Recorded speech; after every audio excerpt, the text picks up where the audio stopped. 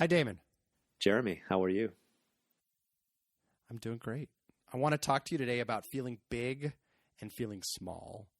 But first, we should probably explain who we are and what we're doing. That sounds good. Should I go first since I'm small? Sure. You go first. My name is Damon Valentino, and I am trained in performance psychology. And I'm a high-performance coach and a team facilitator. And I work with any number of folks, some in the elite sport, high-end business, all the way down to adolescence. My goal as a professional is to connect with people, kind of meet them where they're at, and explore together as to how they can take next steps, how they can navigate all the ups and downs of our crazy human existence, and hopefully enjoy some of that along the way. I'm a journalist and author. My name is Jeremy Smith. I've written for the New York Times, The Atlantic, Discover, lots of other places. And I'm the author of 3 narrative nonfiction books, which means true stories about local food, about global health, and about hacking. And I tell everyone you're my therapist, psychologist, high-performance person. Does that kind of work for you? I'm good with that. Absolutely. So our concept is this show is part public therapy session, part idea and story exchange. You're someone I come to help understand the best ways and best parts of being human and being alive, and to explore the thoughts and feelings that come up in this life, and then how to take action to find satisfaction, connection, and purpose within all that. I hope I'm not putting too much on you, but that's kind of what I tell people I do with you when we talk. That sounds about right. Yeah. And I learn as much from you as you potentially learn from me. So this is certainly a two-way street. You flatter me, and I love the flattery. Especially because that's our topic today. I've been feeling small a lot the past week, and I'm hoping you can help me process that, because sometimes it feels bad to feel small, like I'm nobody or nothing, and other times it actually feels good, like I'm agile or invincible, kind of a leaf on the wave. And I've been playing with different meditation practices to give me the right perspective on it all. But I want to hear if and when you feel that way and how you make sense of it too. Does that sound all right? Absolutely. So I guess I'll talk about the tough side first. It sort of comes down to purpose. We're in this big dramatic moment, a world crisis. What am I doing? How am I helping? What can I contribute? I have a lot of energy, but I'm home. I'm not sure what to write or who to write for. I have a kid to take care of. I have a partner to support. And my wife, Chrissy, is the executive director of a shelter for young mothers and their children who are homeless. So talk about purpose. And it's great to support her. And I'm actually loving all the extra time I have with our daughter, Rasa, who's 9. But this is one of those times that not having a normal job like other people, even though lots of people are out of work now, is hard for me. I'm jealous of regular jobs or just jobs, especially jobs with a lot of purpose. I want to do something so I can feel successful, and feeling like I'm not doing something and I'm not successful makes me feel small. And then I tell myself it's dumb to want more than what I have. I'm so privileged, but then fighting my feelings makes me feel even smaller. So those are the ways feeling small has been kind of make me feel bad the past week. There's a lot packed into all of that, Jeremy. And I think the first thing that comes to my mind is around sort of the symbolism of the language itself. So you used words like, small, obviously, and purpose, and bad in terms of feeling.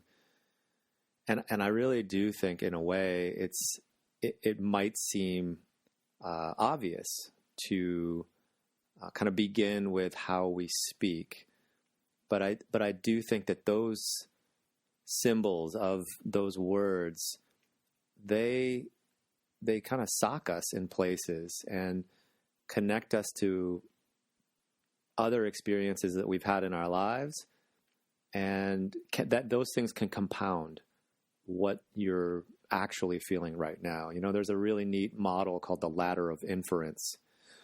And in this model, essentially, if you can picture the rungs of a ladder, where the bottom rung is just sort of reality, it's fact-based, and it's more objective. And then every time we sort of like, you know, kind of creep up the rungs a little bit, we're starting to take little snippets of experience or stories or sprinkling in some biases. And we're starting to kind of create a new narrative from a little farther up the ladder that may or may not be true. And so in that sense, I kind of want to just turn it back to you for a minute and just kind of think a little bit about the language you use as you kind of connected it to this moment. And are you, with what you're saying right now, do you have confidence that you are sort of objectively viewing yourself in this moment, or are you bringing potentially some other, kind of energetic experiences with you to make this claim of being small, feeling bad, wanting to do more? Well, I don't think that I'm not succeeding, whatever that means, is an objective claim, or that I am bad. I think feeling bad, hopefully I have a little bit better bead on. I don't know if I need to trust my feelings as moral authorities, but, you know, they often grab the steering wheel in my mind and in my heart. If I go back, sure, there's tons of other times where something's not succeeding or it's not meeting the expectations or ambitions I had for it, and that makes me feel this same way that I'm calling feeling small. I'm sure I could call it any other number of things. Right. And if we were to use small and big as language and just sort of play an imagine if game before we kind of tackle the reality of maybe what you literally can do right now. So imagine if you felt big right now. What does that look like? What kind of narrative surrounds, what kind of action? If you were to say to me right now, I feel big, I feel like my purpose is exactly aligned with how I feel like it should be aligned. I mean, what does that look like? God, I feel like you tricked me, because now I am actually scared. I feel super exposed when I think of being big. I think of Gulliver's Travels, or just, some kind of giant, and it's like people are going to be like, rescue me, or it's his fault, or, who is this monster? And so it's funny that it turns out that maybe I don't want to feel big either. I mean, can I tell you the other times I feel small, and that's actually been a good feeling the last couple of weeks, and maybe you can kind of weave them together to make sense of it all? Absolutely. So let me give you 2 examples. Almost every day at noon, I take a hike with Rasa up Mount Jumbo by our house. And by the end point, our house at the bottom is a teeny speck. Our neighborhood is a speck. Other people and even the whole city is a speck. And I get this land of the lost dinosaur size perspective and scale, where I and everyone and everything is just like another pebble in the mountain. And I actually like that feeling. I just feel free to just be and witness it all. And I get this related feeling again at the end of the day, when Ross and I usually take this walk around the park by our house and go birding. It's a new interest of mine. It's been the last month or 2. She's been going with me. And the birds are so present. They are totally in the moment. There's constant motion, but even when they're kind of perched in one place, very, very, very poised. They're pecking, they're flying, they're feeding, they're singing. and I feel like all my senses are turned on to see them. It's that witness feeling again. It's like I'm how the universe sees and hears itself. I'm the eye of God, to be kind of grandiose. So I'm nothing, but I'm part of everything. So I don't know if that's being small or being big, but that's a good feeling, or it feels good, I should say. Oh, I love that feeling. I know that feeling, and it is fleeting.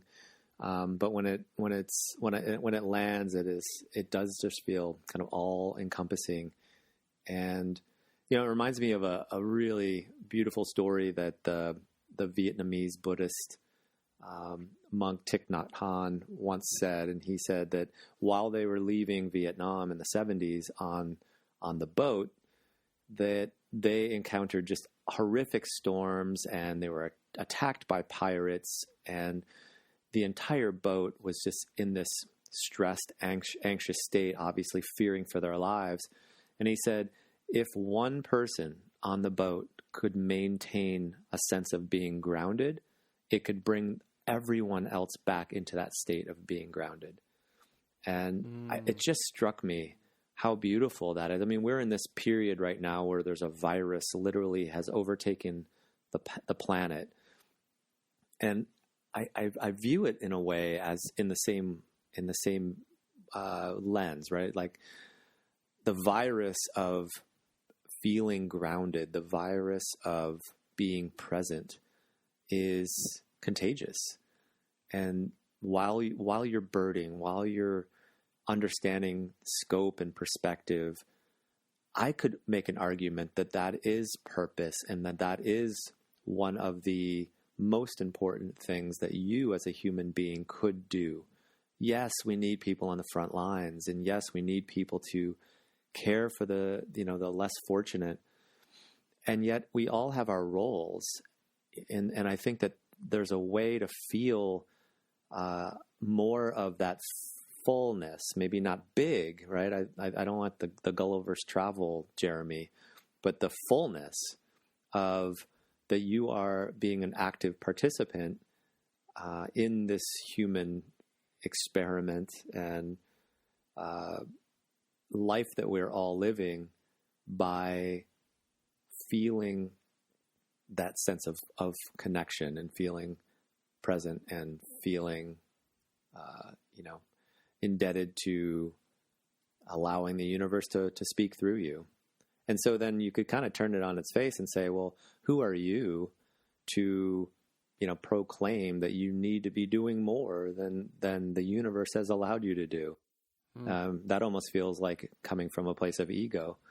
So, it in a way, it does feel like when you sort of follow your bliss and you follow that inner intuition, you're placing yourself exactly on that hillside as one of those pebbles, exactly where you need to be for that mountain to sustain and hold itself up. It's interesting when I think about the trouble feeling small, it has to do with doing and not doing enough. And when I think about the positive and sometimes even transcendent feeling of feeling small, it has to do with being embedded and just being and witnessing. I love that. I agree. I mean, it's my daughter this morning came in and she's like, I'm bored. I want to do something. I'm like, well, what do you want to do? And she rattled off a bunch of things that included me doing them with her. And we had that moment with that kind of cliche, teachable moment around, well, are you a human doing or are you a human being? And that works great on 8-year-olds. She loved it. Yeah. Well, at first she looked at me like, what are you talking about, Dad? But in a way, I mean, the miracle of life and the fact that we're even here, I feel like one of the elements of our current situation in this world is that people have had to slow down. And I catch myself all the time. I'm not doing something enough. I'm not being productive enough. There's always something I should be doing. In a sense, it just feels like living in this speedboat. and that you just have the throttle down all the time, and we're sort of collecting really surface level droplets of water as like, information and data and productivity, and what do I need to bring with me as I kind of haul ass on the surface. And all of a sudden that boat, the engine died out, and we have no oar, and we're just bobbing up and down, being. And when did it occur? When did it happen where just being wasn't enough? And I'm just really curious about how you see that, and what kind of frame that comes through with. Is there a sense of guilt of just birding and meditating and hanging out with your daughter and going for a hike? Where does it come from?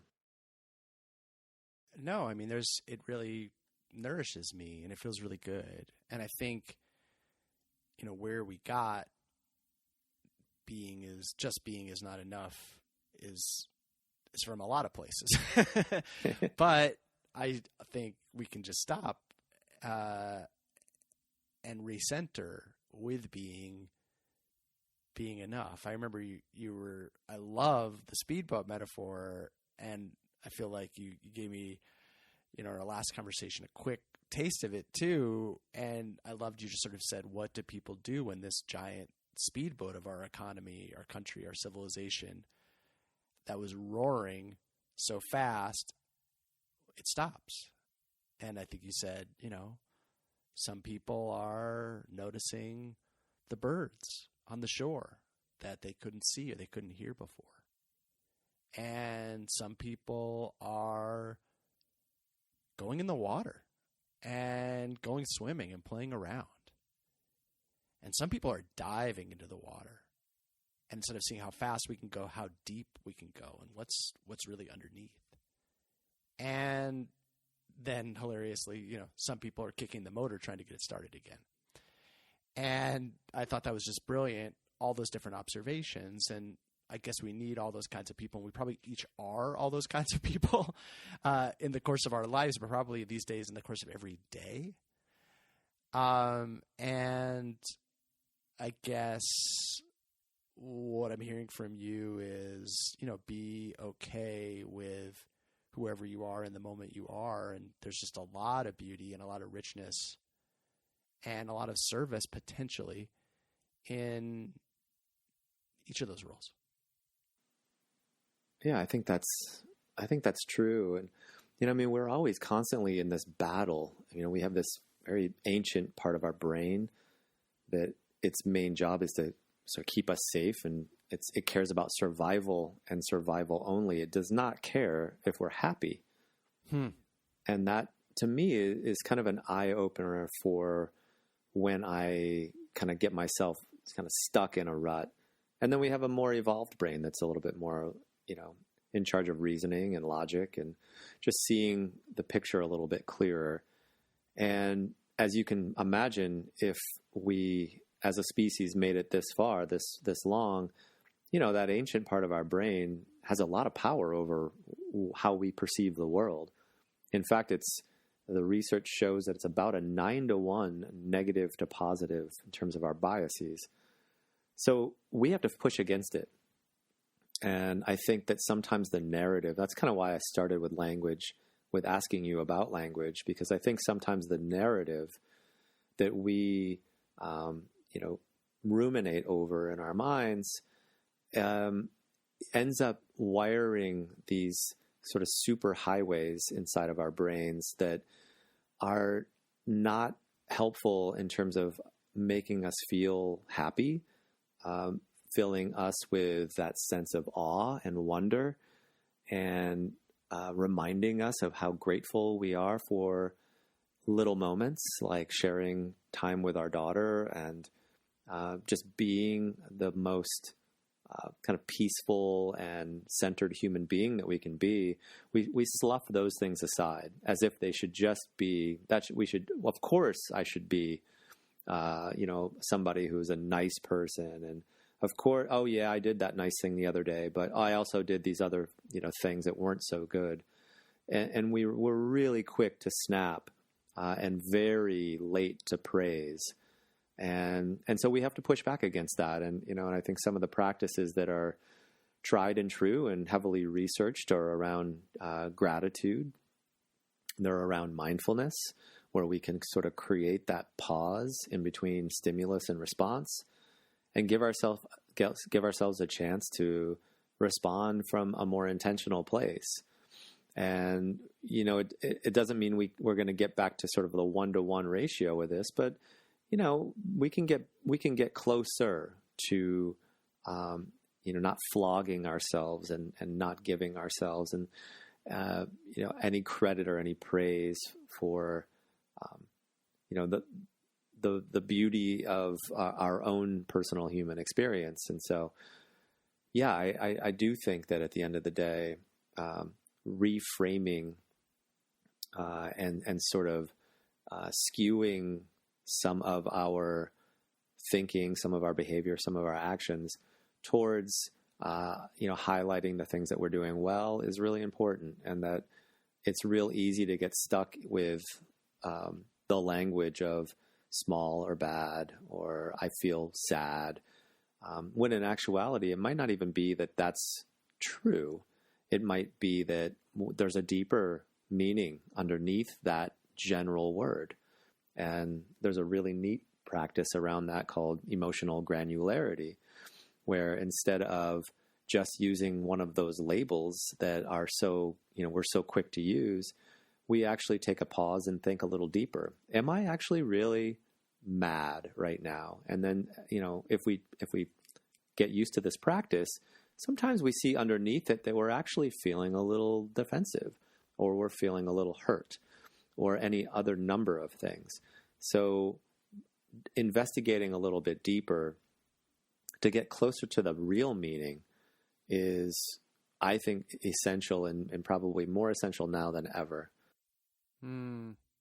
I wanted to share, I think, 4 practices I've tried this week, and 2 were brought to me, and 2, I guess, I was inspired by my own imagination to kind of come up with.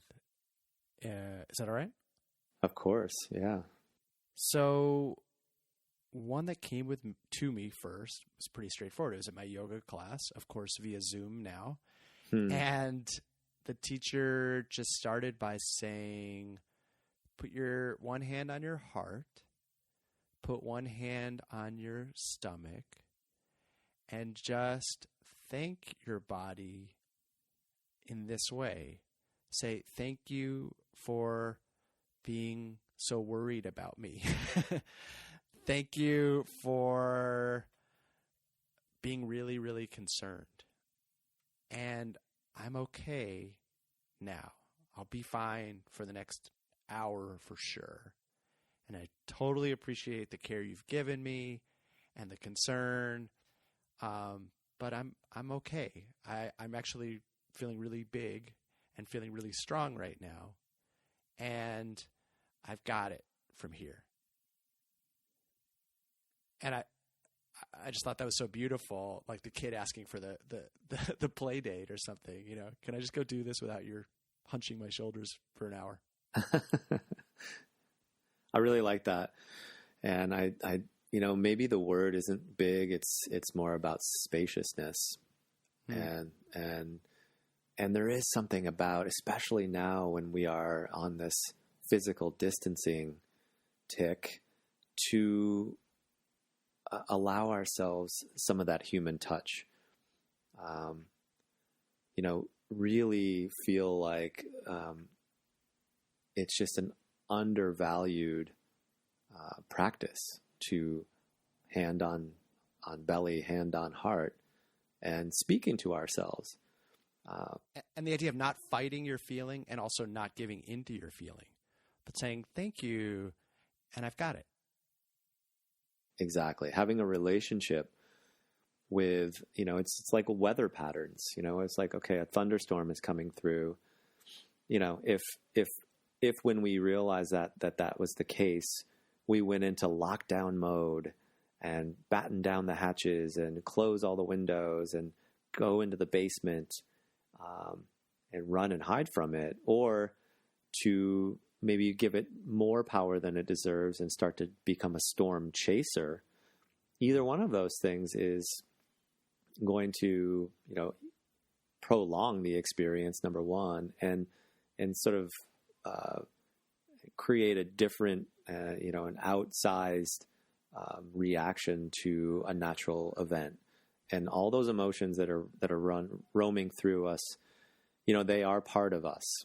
And, without those quote unquote negative or darker emotions, we wouldn't even know what a light or happy emotion would be.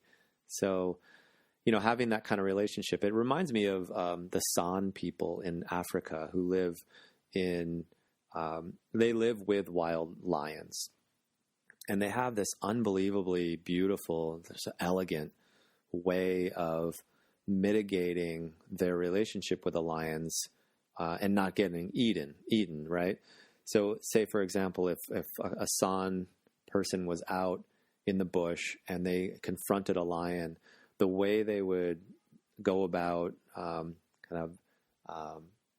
de-escalating the situation would be they would start to walk away on an angle without making eye contact with a lion, but they would lift their voice into a slightly more authoritative tone, and they would just be speaking to the lion, and they would not look back at it. They would be kind of giving it a little bit of that stern verbal, and I'm not even sure if it matters so much what they're saying, but they're sort of walking away on this diagonal away from the lion.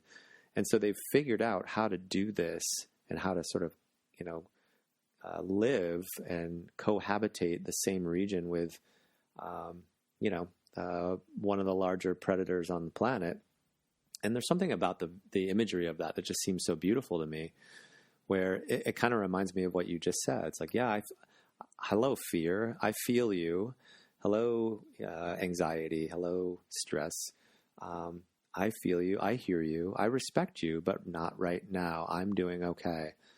I've got it right now. I can hold on to the wheel. And it's almost this diagonal exit where you're still acknowledging it, but you're doing so in a way where there's movement, there's respect, but that you're where you're going. And we know this in sort of the psychological space, but you typically you go where you look.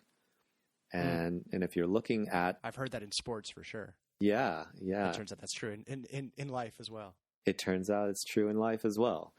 And it's just a beautiful practice to sort of like tangibly have that relationship and to sort of talk yourself on a diagonal away from it. And that's the other thing we know, is that we can shift state pretty quickly. So... and I think that sometimes I feel like we feel like we get stuck. And so that would to me is the example of when it goes wrong, right? When we're either fighting it or we're trying to push it into the closet, these uncomfortable feelings. What we're doing right there is we're just giving it all of our attention. Our focus is on the uncomfortable feeling or that dark space. And if we were to do more things like the practice that you just shared with me, then there's movement and there's action, and soon, you're sort of on to the next thing. Doesn't have to be fixed or solved. It can be talked to, and it can be, respectfully, and then we can sort of like move on an angle away. I think it's pretty hilarious that I had to go to a yoga class to learn this, because I live in Montana. We actually have bears, grizzly bears, black bears. And so all these things that you're talking about of, people that, sound wonderful in Africa, I'm like, oh yeah, we get taught that here. I mean, I've had bears at my daughter's bus stop, and, they're like, and she, of course, because she actually was born here, she grew up here, she really knows what to do. She's like, you hold hands and you back away slowly. You do not run away from a bear. And you also do not try to fight a bear. And so I'm like, this isn't even a metaphor. This is, something that I've experienced. I've literally been walking with my kid down the street, holding her hand, and basically seen a bear walking with her kid down the street, holding the bear's hand. Wow. And that's when I got the lowdown from Rasa, who was quite calm in that experience. But beautiful. All right, so the metaphor is real.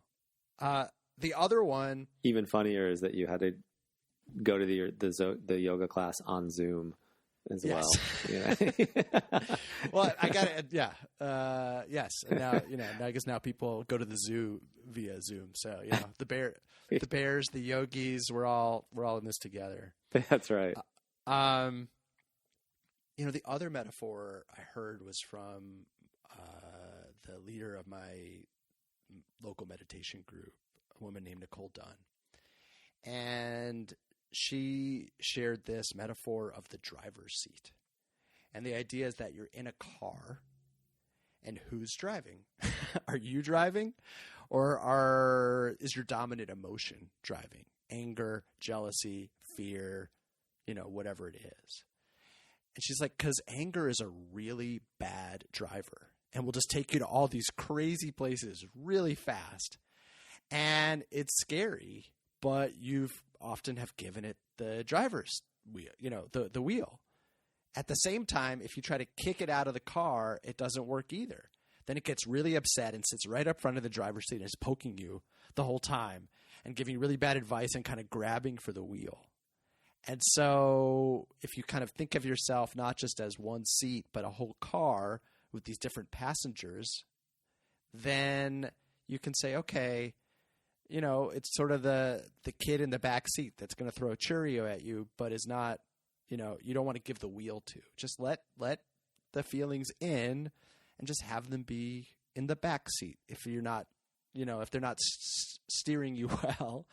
And meanwhile, have the positive feelings, the higher feelings, the sort of more evolved consciousness. If you can, have that in the front seat, in your passenger seat, as you drive, and just kind of stop every once in a while and think, who's driving? Who have I given the wheel to? Can I sort of take the wheel, but meanwhile have everybody in the car? And that's kind of helped me, not kind of feel one-minded one way or the other. I don't know if that's resonant metaphor for you too. Yeah, I love that one. And yeah, I've used something similar to that where you're instead of driving a car, you're driving a bus, and it's like, hey, more room. Exactly. Get in the back of the bus. And what's really interesting about all of this is that we pride ourselves on being able to multitask and hold all this different information at the same time. And the truth is that we cannot actually. It's a lie. It's a lie. It's a myth. And so we're actually focusing on one thing, and then another thing very quickly, right? And so with fear or with any anger, any of these emotions, if you were just to shift, imagine yourself holding up your iPhone and the camera's open and it's on fear or it's on anger, for example. Instead of trying to erase the picture or delete it, scream and throw the phone at a rock or in the river. Yeah, right. Yeah, throw the rock in a river. How about if we just sort of like merely shift the phone so that it's pointed at something else? May say something a little more positive, productive, enjoyable. That's really the muscle. That's really the skill. I think we get caught up too much with grappling with the actual emotion, and we forget about the fact that there's really it's the shift away. It's the reframe of anger being a terrible driver. And the other part of this, that just to kind of carry that one on a little bit further, is there's an underrated technique, in my opinion, is humor. If we can be snarky, a little sarcastic, if we can kind of make light of the situation that we're in, it does a really good job of kind of flushing away a little bit of that stress and kicking us out of that fight or flight freeze state. And if we can get a good chuckle, a lot of that humor that that most people enjoy, it's kind of this self-effacing type stuff where, you're watching the character kind of fumble through. And I don't know if you've ever tried that one where in the moment, something kind of rose up in you and it feels like it's got a grip of you. Try to like channel your inner comedian in that moment as well. And even if you're going to use the metaphor of the driver's seat or getting in the back of the car, you could even use that same kind of language in a way that's not so soft and tender, but it's a little bit more, kind of New York City and just, kind of shock your system out of kind of getting hooked into, oh no, here we are again, and I don't know what to do.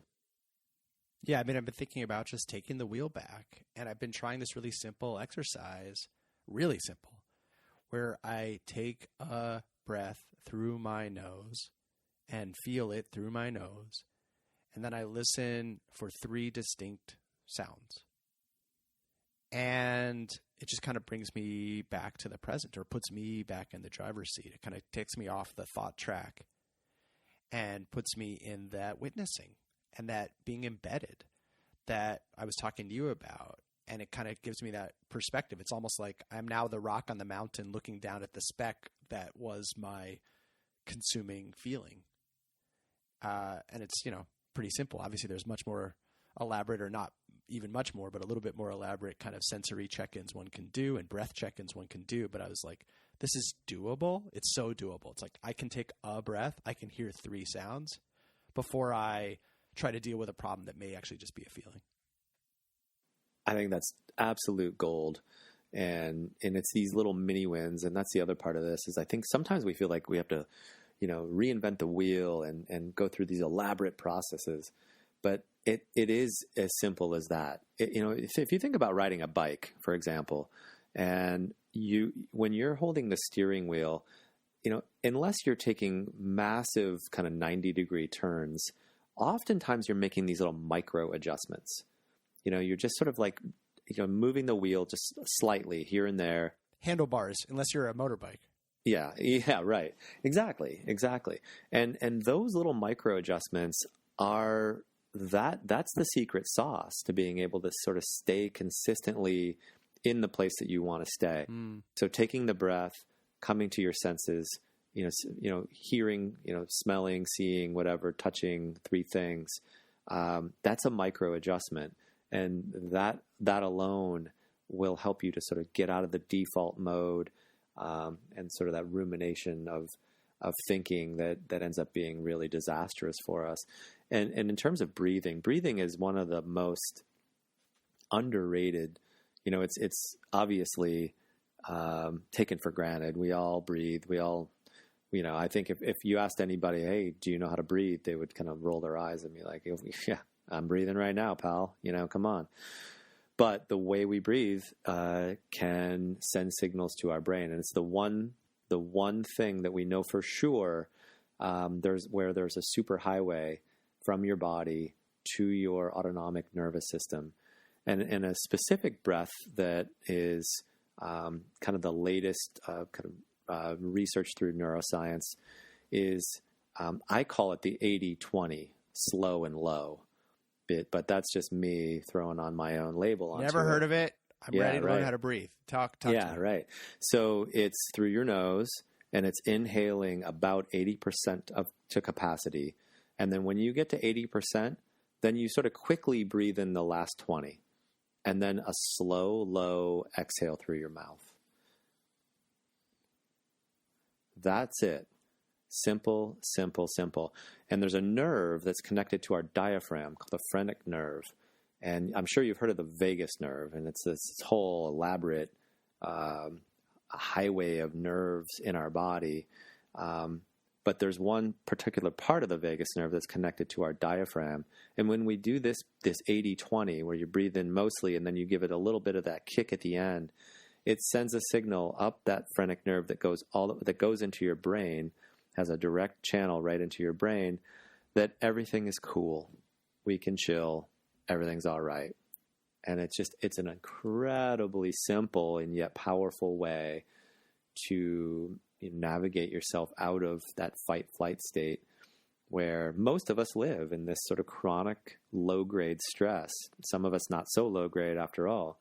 But it just made me think of it when you said that, using these simple, small, kind of offline, low-hanging fruit practices, we think that, how effective could that really be? Well, it can be incredibly effective.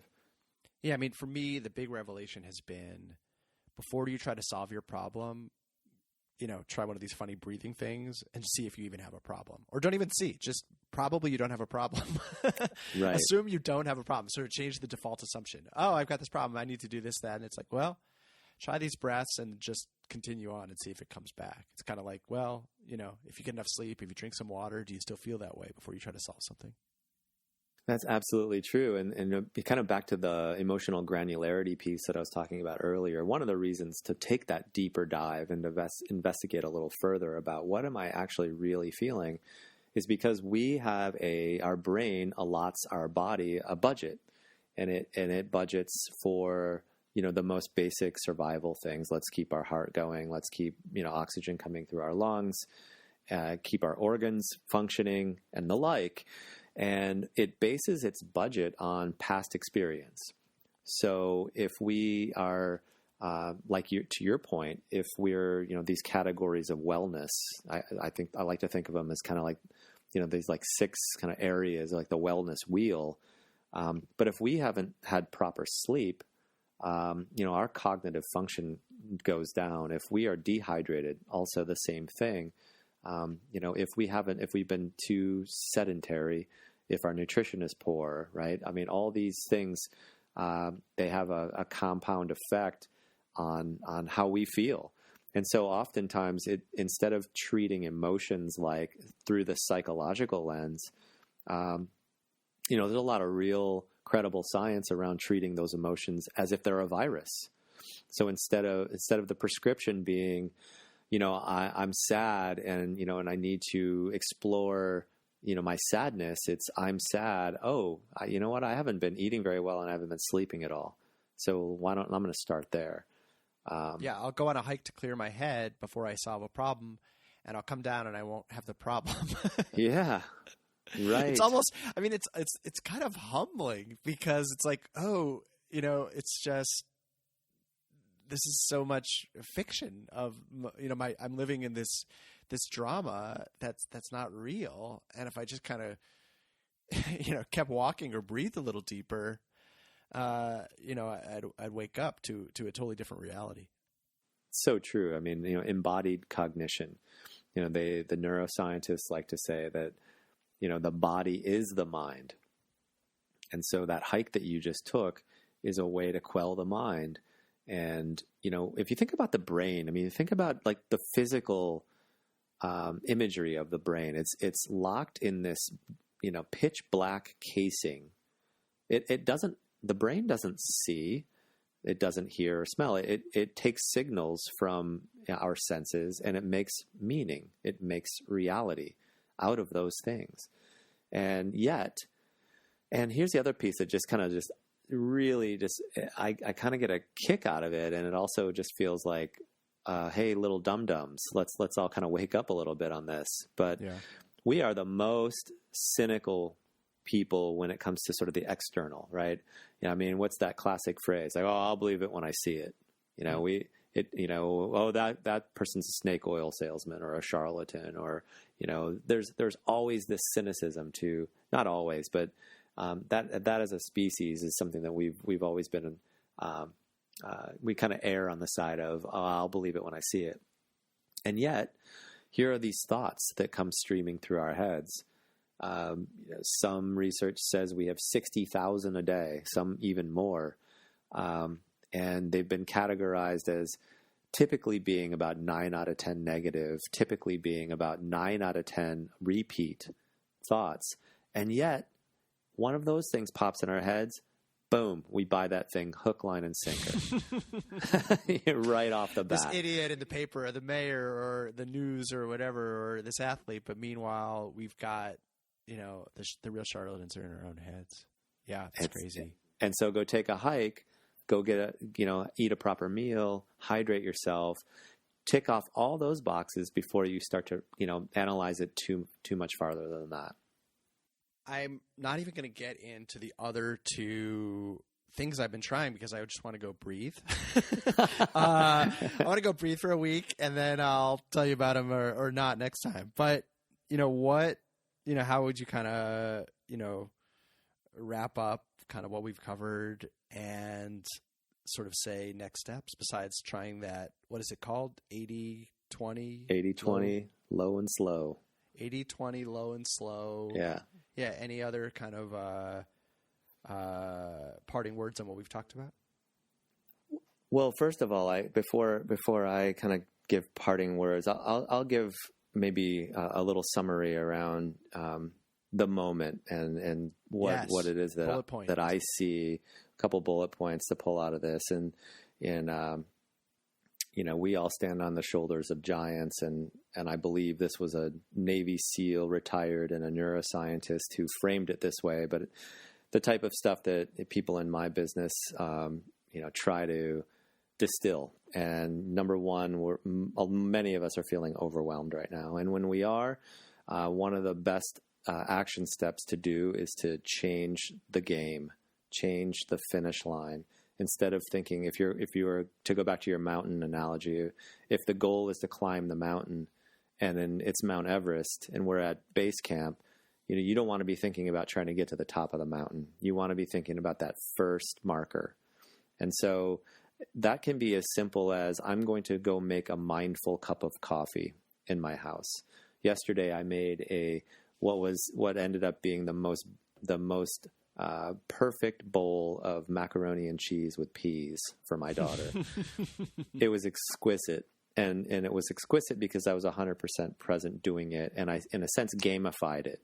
And I wanted to see if I could be wholly committed to making that process be something that felt almost magical. I made really good pasta last night too. And my wife was saying, how did you do it? And I was like, well, I actually chopped the vegetables and then I put the water in, and then I did the other stuff in like 3 different steps. So I had done this prep work for me.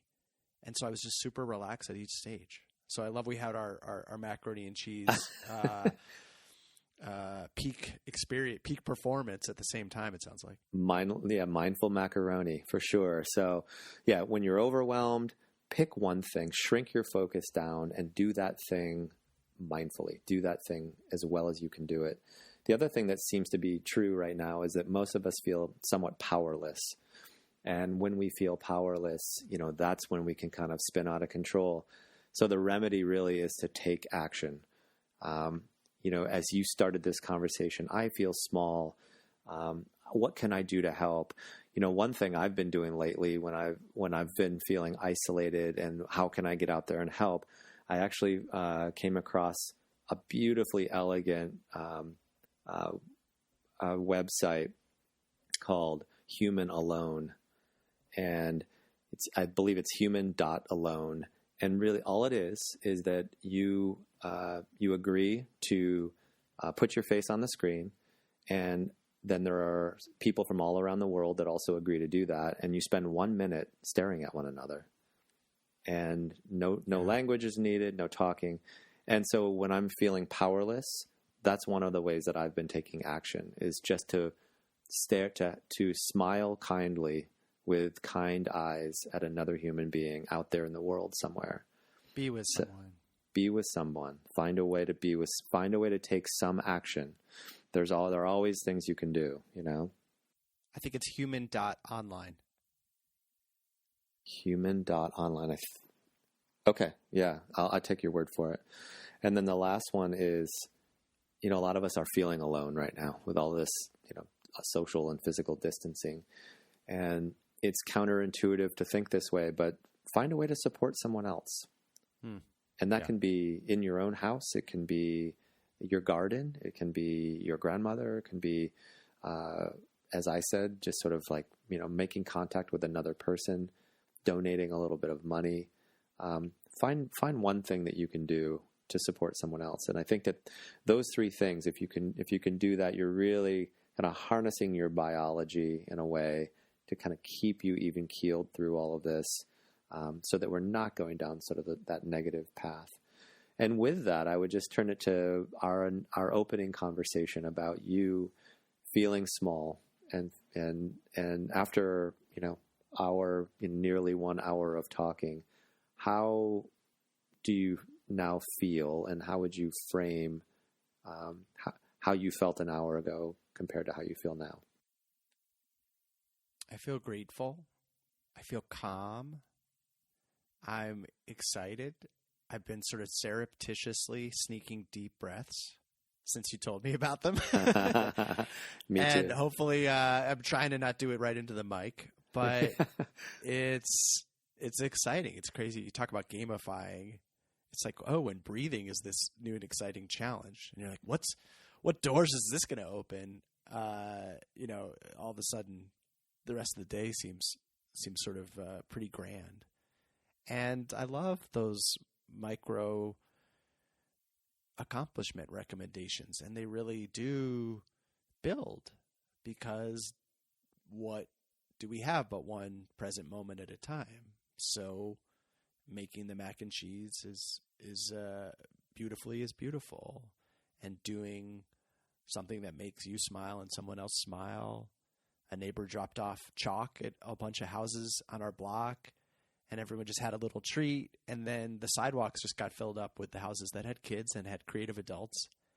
And so that just even made now our main contact with the outside world is like FedEx or UPS or the mail person.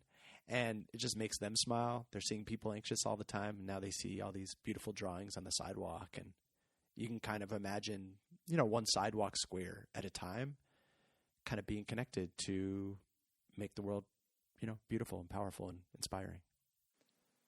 That's amazing. I'll leave you with the haiku that's in front of my house on the sidewalk right now. That was co-created by my nearly 8-year-old daughter Lydia and myself.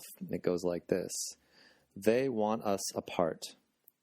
The virus of compassion keeps us together. And I will give you some lyrics from John Prine, The Speed of the Sound of Loneliness. You come home late and you come home early. You come home big when you're feeling small. You come home straight and you come home curly. Sometimes you don't come home at all. Oh, Jeremy. So I'll try to move from big to small to straight to curly. Yeah. But make sure you come home. That's all. I love it. Well, as always, it's been a pleasure to share space and time with you. I feel better after this hour as well. So thanks for the conversation, and I feel like I'm going to move through the rest of my day feeling a little bit more pep, a little bit more cheery. So thank you. Thank you. Come back again now. Stimulus and Response is hosted by Damon Valentino and Jeremy M. Smith, and produced by Matt Mullins of Black Rooster Productions. Please rate, review, and share the show. And please join us next time for another stimulating exploration of the best parts and best ways of being human and being alive.